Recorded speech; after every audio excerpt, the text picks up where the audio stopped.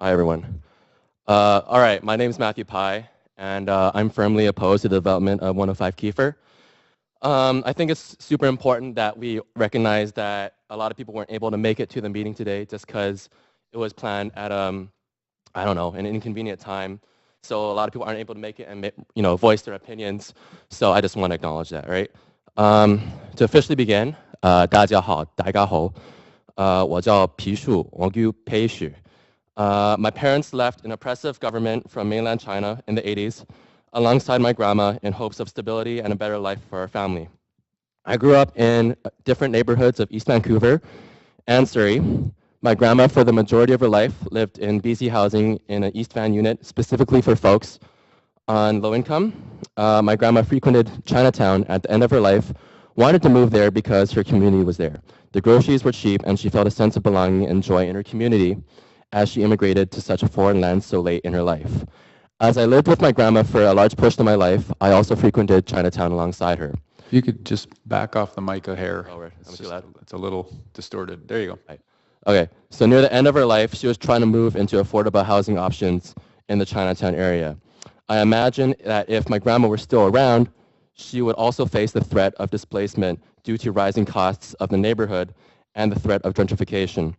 105 Keefer poses all of these threats. My older brother currently lives here in Chinatown and is trying to access affordable housing in Chinatown, but with long waiting times and the lack of new social housing units that are affordable, he also faces the threat of displacement and gentrification.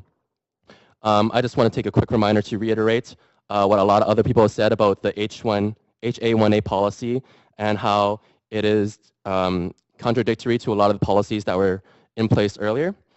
Furthermore, 25 units of social housing is not revitalization.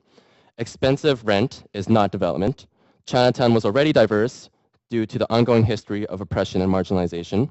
At the moment, it's a form of violent classism and whitewashing that is being enacted on poor folk in Chinatown, whether they be Chinese, Indigenous, Black, or any other background.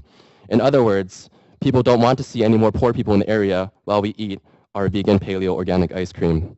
What does it mean when we develop only for the upper class?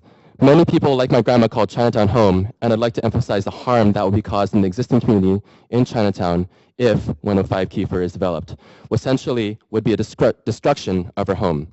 Instead, I would suggest that a city does a land swap and negotiate a deal with BD that will benefit everyone, not just a select few that this development will privilege. I want to give my last few words to acknowledge and thank all the people who have been here every single day, sitting in the waiting room over there, to advocate and fight for the most marginalized of our communities without voices, tirelessly trying to make sure that there will be a Chinatown for the future for those people such as my grandma or my older brother, not just a ghost in the shell. Okay, you have a question.